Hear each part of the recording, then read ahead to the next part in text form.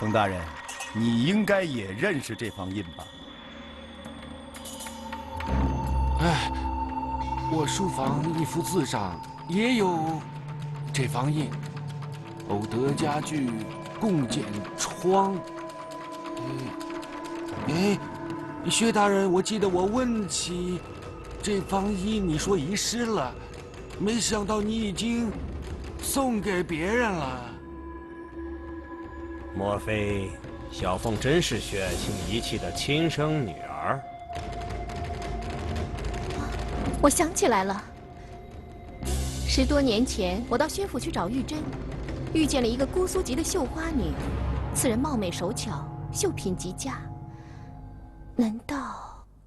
哎，玉珍，玉珍，我明白了，16年前薛爱卿的一段风流债，生下了一个女儿。16年后，父女相遇，本来是一桩好事，没想到却引来刀剑相逼，父女成仇啊！事实绝非如此。小凤年仅16，就被迫在石府为奴，孤苦伶仃，又受史文俊的百般刁凌。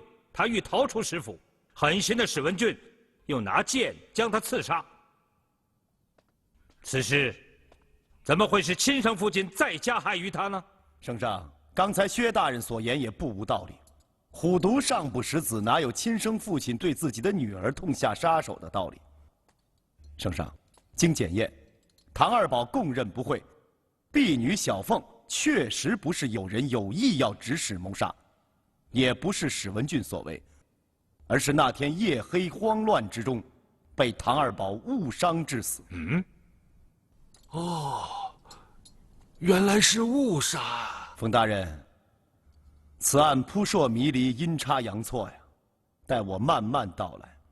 16年前，薛大人与进入自己府中的一位绣花女生有私情，怀了身孕。后来为了保全自己的声名与地位，不得已恩断义绝，将其轰出家门。10几年来，薛大人一直心怀愧疚之意，对亡故之人思念不已。那日，在醉花楼见到容貌酷似绣花女的小凤，薛大人确信是自己的亲生女儿，骨肉之情骤然涌动，不能抑制。他急欲将亲生女儿收养在身边，却又碍于颜面，顾虑重重，不敢对一向言语刻薄的史文俊直说其事，故而生出一计，指使亲信沈彪派人潜入石府，伺机将小凤哄骗诱出石府。此事做得极为隐秘，唐二宝假扮樵夫，当日便混入石府做个杂工。他花言巧语，设法接近小凤，诱之以情，动之以心。此事进展顺利，就等最后一次行动了。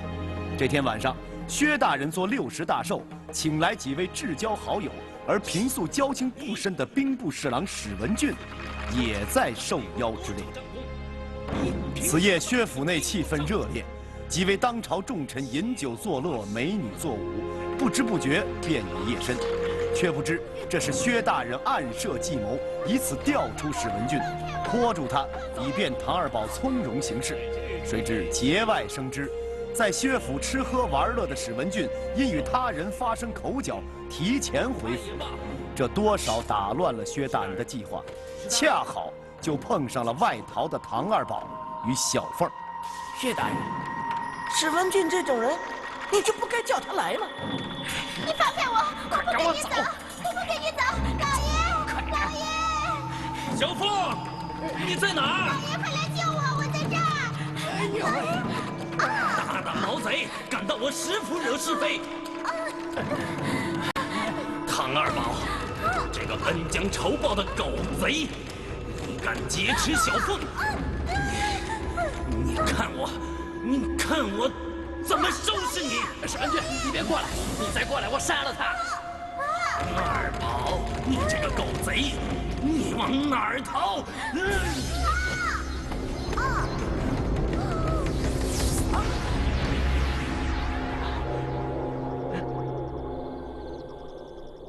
可惜呀，小凤姑娘仅在这世上活了16年，便不明不白地死在了刀下。我的女儿啊！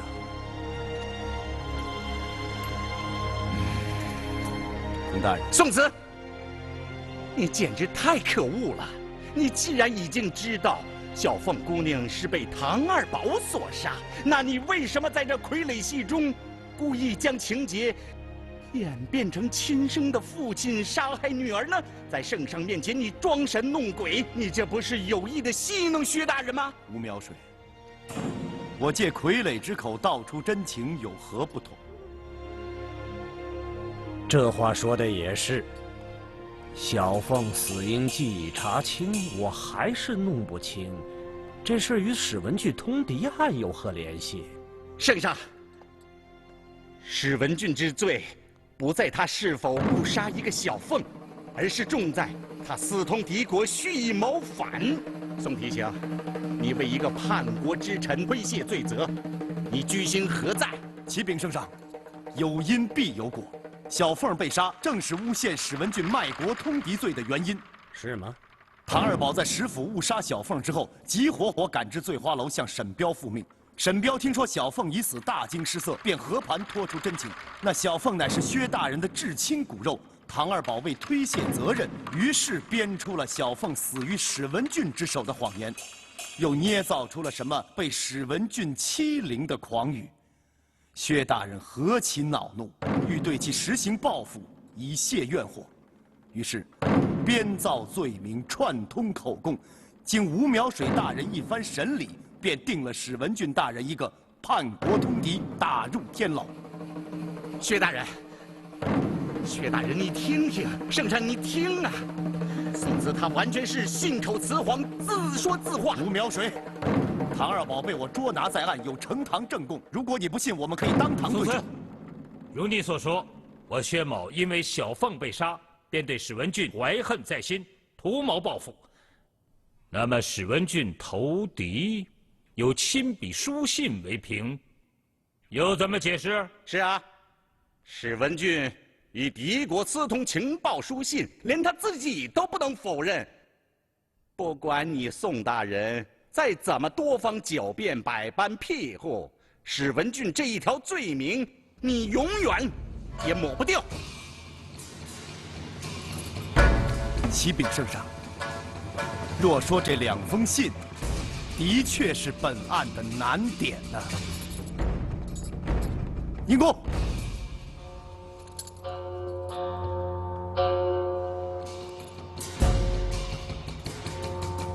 圣上，宋慈这里有2篇文书，一篇是史文俊叛国通敌的物证，这上面白纸黑字写得明明白白，有此物证在，史文俊叛国通敌便铁证如山。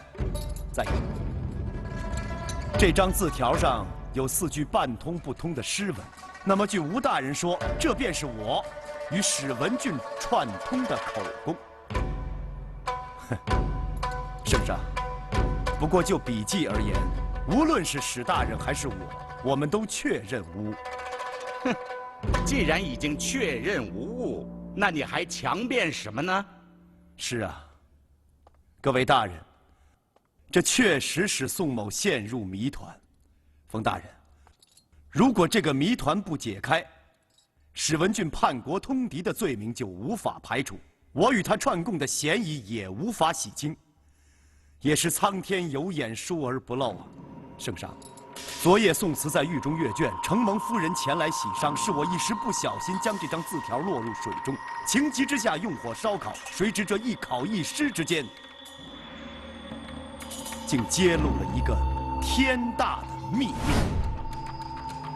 这是重要物证，毁不得，毁不得呀！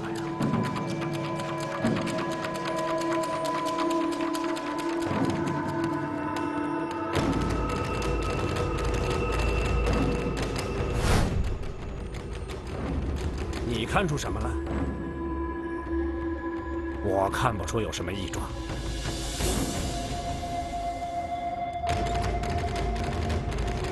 圣上莫急，来呀，取清水来。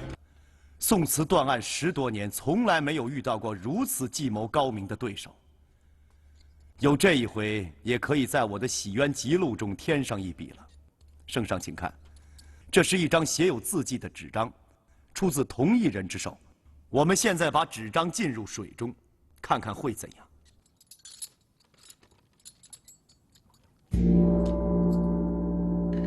诸位大人，请看，纸张进入水中之后，有怎样的变化？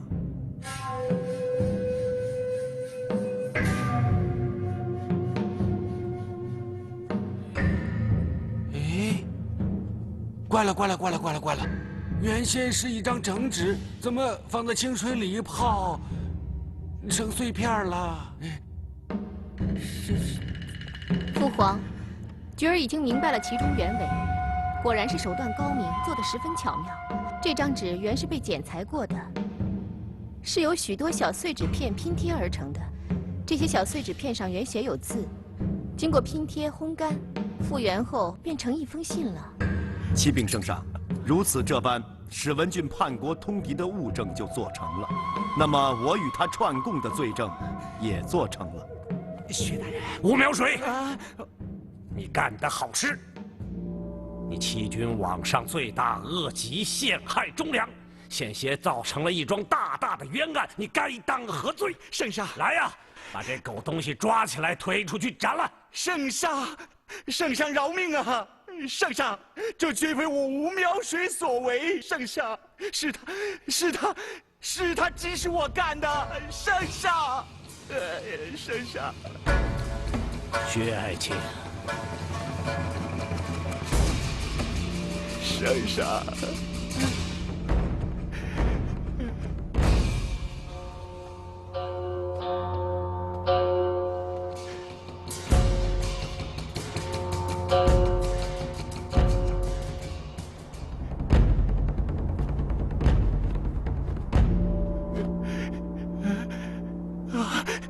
圣上，宋大人，宋大人，冯大人，冯大人，圣上，圣上，那2份伪造的书信都是薛大人给我的，因为薛大人和史文俊多有交往，宋慈又是他的女婿，所以他才留存了他们的手迹。薛大人不但擅长书画，而且精通装裱。我是听从于薛大人的指令行事，这全是薛大人亲手制作的呀！圣上，薛大人把我从一个边远的小县调进临安任为知府，薛大人有恩于我，所以在下不敢不从，不敢不从啊！吴苗水。你这个忘恩负义的狗贼！薛大人，死到临头，我顾不了那么许多了。薛大人，当着圣上的面，你要说一句实话，这件事情是不是你指使我干的？薛大人，你不能让我一个人担着万劫难逃的罪名啊！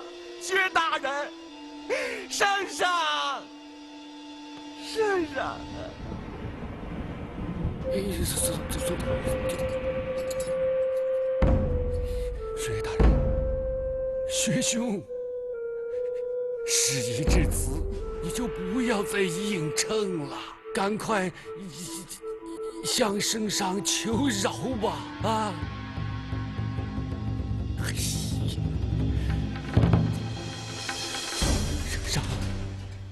圣上。薛大人入朝为官几十年，为大宋江山呕心沥血，克己奉公，朝臣中享有威望，众口皆碑呀。眼下一时为了骨肉亲情，铸成大错，犯有重罪。圣上，看在他以往的功绩和多年的君臣份上，求圣上饶恕他这一回吧。来人呐！在。将薛挺松拿下，押进大牢，听候发落。是。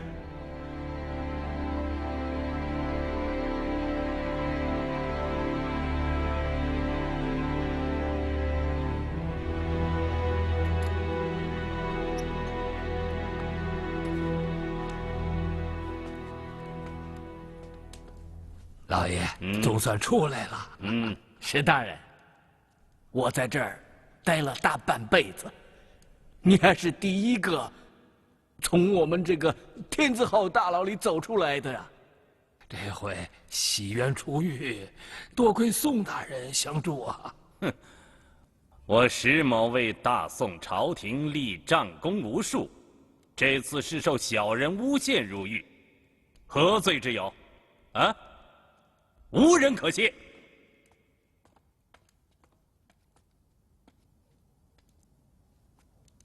哦，这不是薛大人吗？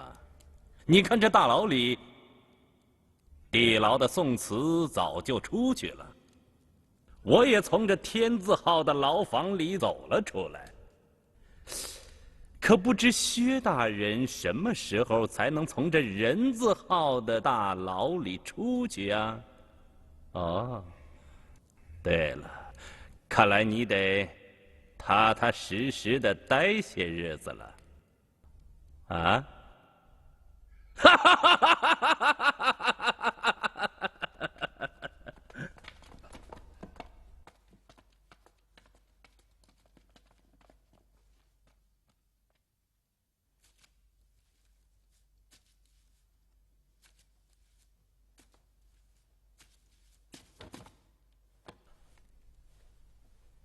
唉，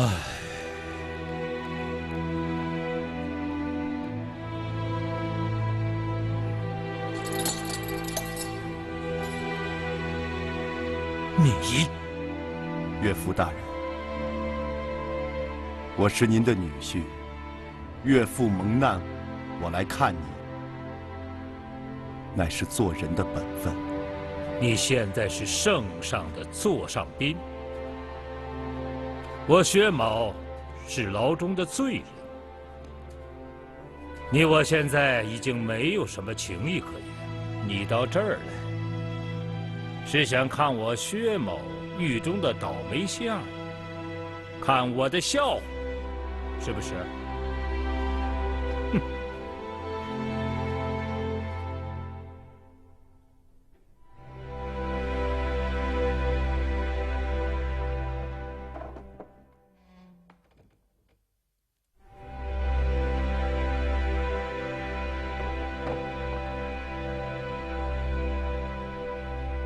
走开！岳父大人，走开！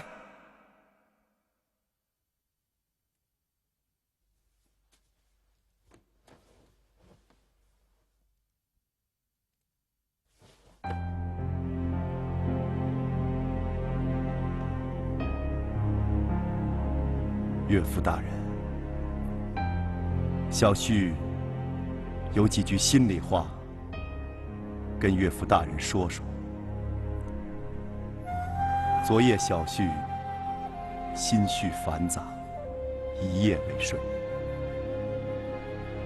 细想史文俊一案，致使3位当朝大员先后锒铛入狱，朝野震动，街头巷尾非议颇多。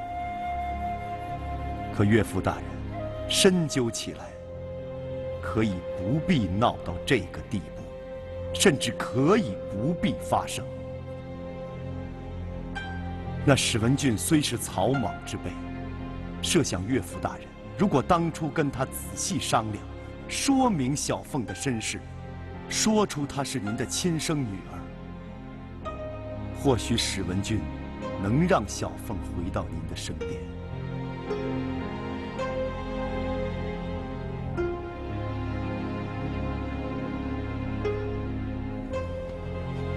这样的事，让我如何讲得出口啊？按照史文俊的脾气，他必然追根寻源，一问到底。我该怎么回答？向他讲出那段旧情。朝中官员得知我这一品大员有过这样的丑事，我还有何颜面上得朝廷？有何颜面见人呐？颜面啊，就为了一个颜面就设计害人，不想弄巧成拙，反而害了小凤的性命。我的女儿，岳父大人，小凤被误杀，也属命运不济。可你何苦让吴苗水设下栽赃之计，栽史大人一个通敌叛国？这是十恶不赦的大罪呀！您也太过分了。要不是史文俊，我的女儿怎么会死？他仗着有过战功，一向傲慢无礼，朝上百官大多对他怨愤有加，圣上也有意免他的职。趁此机会罢他的官，免他的职，有什么不好？宋慈啊，大宋少他一个莽汉，有什么坏处？要不是你插一杠子，他10个史文俊也走不出这天字号大牢的狱门。岳父大人，你好糊涂啊！哎，历朝历代都有法律，为官为民都应该依法办事，为法如天。有罪者当诛，无罪者释放。您是朝中一品大员，应该作为执法之楷模，怎么能够视法律如儿戏呢？捏造罪名，陷害他人，不以为过，反以为荣。岳父大人，如果说朝廷百官都像您这样以权谋势，栽赃他人，朝廷怎么能够不乱？大宋江山能维系几天？过去，在我眼里，律法只不过是你们提刑官审案查凶时用的条文，和我薛某有何关系？不想，我今天也落到这律法的陷阱之中。唉，想想也后悔呀！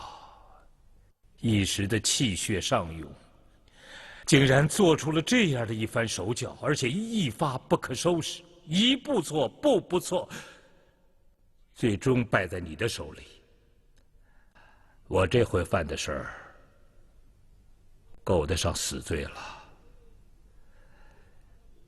进了这大牢之中，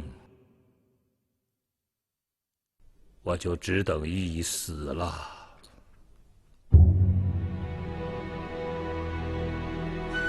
宋慈啊，善待于朕，珍重自己吧。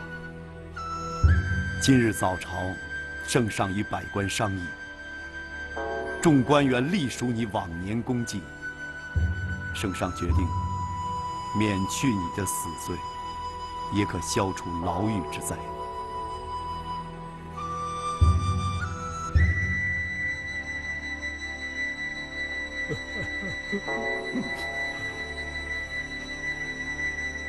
纵然免去死罪，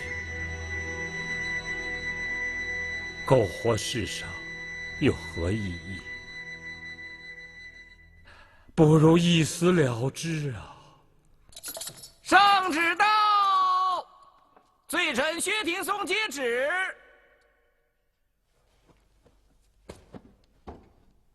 奉天承运，皇帝诏曰：吏部尚书薛廷松诬告史文俊一案，业已查明审清。薛廷松为主犯有重罪，按律当斩。故念其为官多年，为朝廷立下赫然功绩，功罪相抵，免去死罪。赦牢狱之苦，着革去一切功名，遣返原籍，闭门思过，永不录用。钦此。薛廷松，圣上免你死罪，又赦你牢狱之苦，还不赶快谢恩？谢圣上，不杀不官之恩。各位大人，多谢前来送行。父亲身体不适，不能冒风寒，玉珍代父亲向诸位道谢了。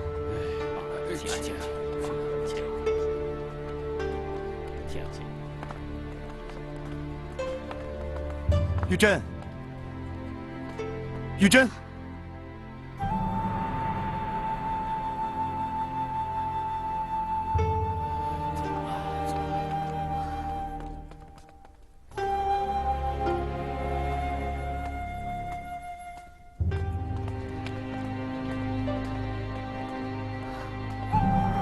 回去吧，父亲现在谁都不想见。玉珍，你护送父亲回原籍安顿妥了，什么时候能返回？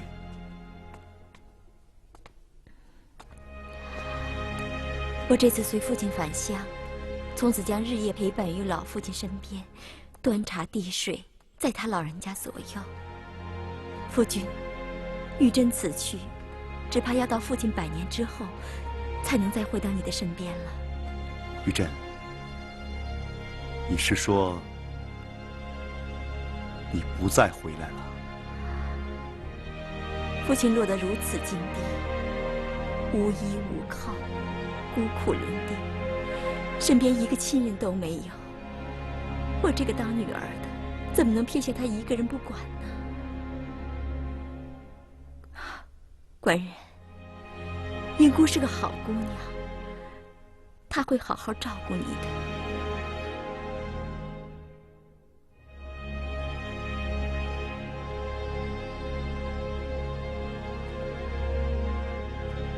夫人，请转告老岳父，一定要说“善”字珍重啊。该说的话我都说了，你回去吧。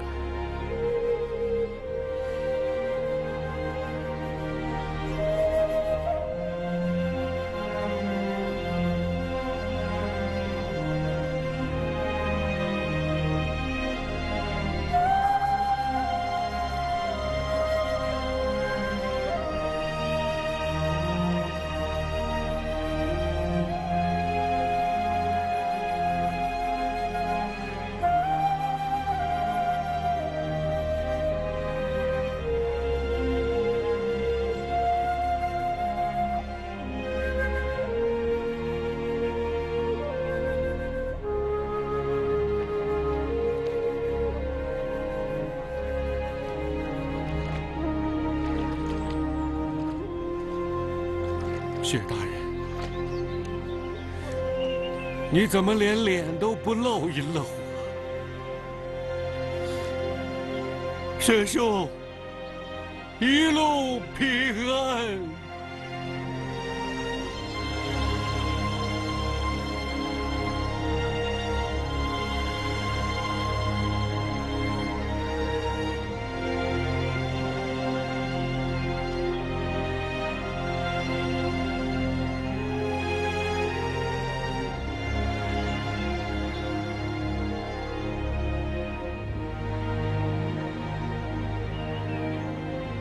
宋大人，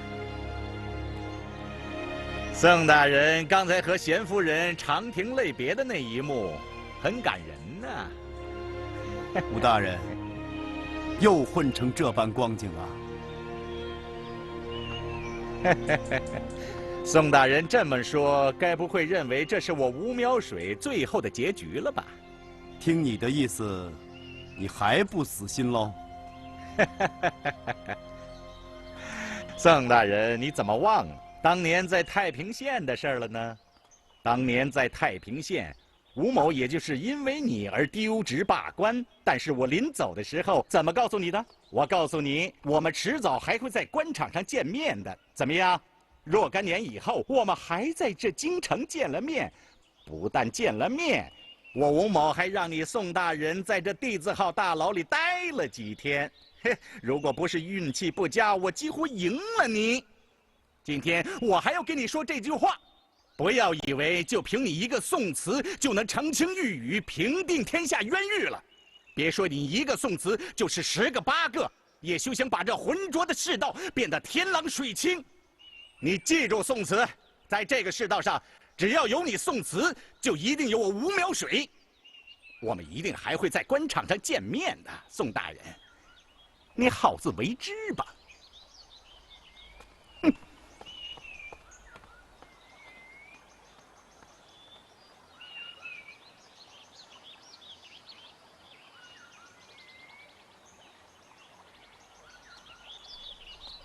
父亲，您好点了吗？玉珍，嗯，是不是到了城外的三里亭了？啊，是，已经到了三里亭了。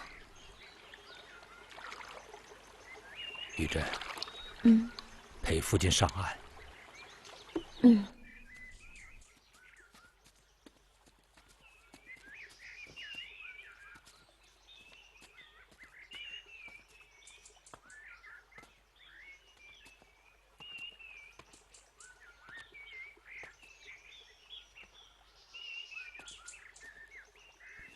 父亲，你在想什么？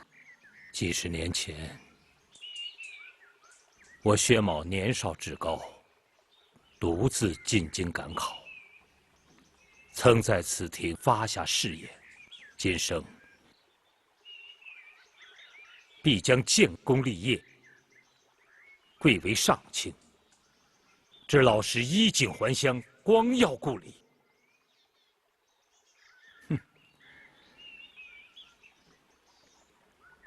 唉，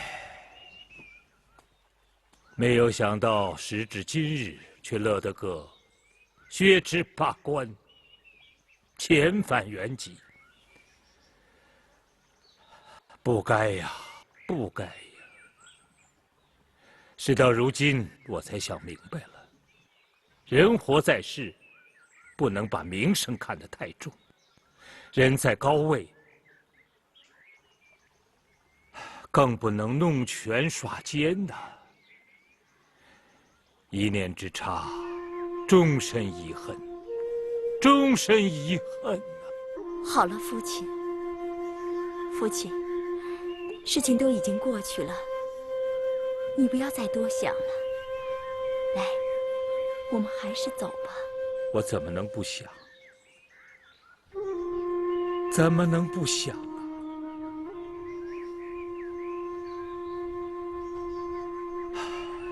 你母亲去世多年，你又远在他乡，偌大个薛府院内，唯我孤独一人，我连个说说心里话的人都没有，没有啊！那天，我在醉花楼。忽然看见燕子，她的脸长得和她的母亲绣花女一模一样，是那么清纯，那么可爱，我真是喜出望外呀！我一宿不能入睡，我一心在想，我怎么样才能把小凤接回家来？我们父女团聚，你们姐妹相亲多好！我要给她买最华丽的衣裳。我要让她披金，我要让她戴银，我要让她嫁给一个最有才学的秀才，我要让她荣耀京城，享尽荣华富贵。不偿她，我欠是她16年的情。真是可怜天下父母心。玉珍啊，你是不是一直总不乐意你父亲有过那么一段不光彩的私情，而且还留下了一个女儿？唉，我一直瞒着你，我不敢跟你说呀。您错了，父亲。人非草木，孰能无情？不管怎么样，燕子是和我血脉相通的妹妹，我会接纳她，我更会爱护她，我也愿意和她一块儿陪伴您左右，一家人共享天伦之乐。这本该是一件天大的好事，怎么会落得这样的结果？我可怜的妹妹，实在是太命苦。都怪我，都怪我呀！我费尽了心机，哼，却想出了一个最下等、最拙劣的招数，结果反而害了我的女儿。他们母女的冤魂难消。就是在阴曹地府，他们也会怨我、恨我、骂我、咒我。啊，后悔莫及呀！后悔莫及呀！天意难违，这或许就是他们母女的命吧。父亲，事已至此，您不要时时自责。您放心。只要有女儿在，你以后再不会一个人孤独难挨了。玉珍呐，玉珍，我真是个老糊涂啊！我真是个老混蛋啊！父亲，别说这样伤心的话，别说这样伤心的话。啊，时候不早了，我们上路吧。走。嗯。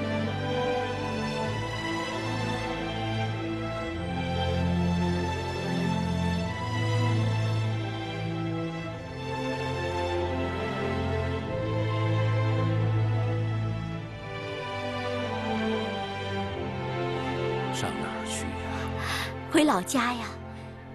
您不是离开故里都已经几十年了吗？您操劳了一辈子，累了，乏了，该好好的歇一歇。等我们回到故里，我们就可以高高兴兴、无忧无虑的过日子，不是很好吗？玉珍呐，玉珍。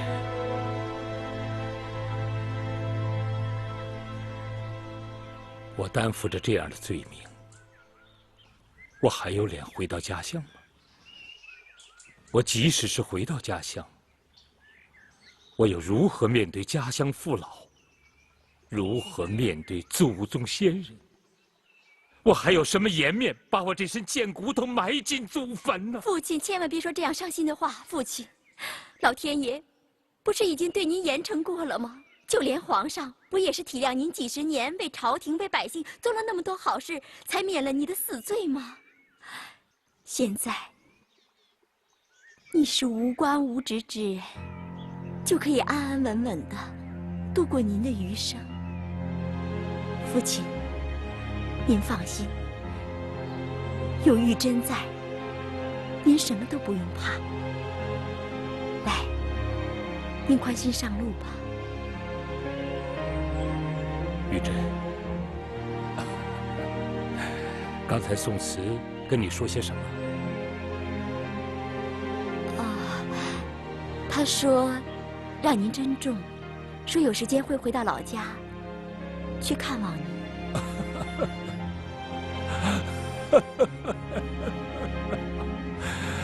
我这个女婿呀，父亲。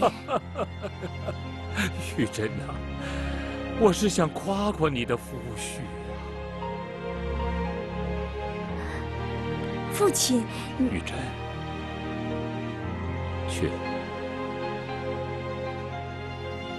要些清泉溪水。父亲渴了。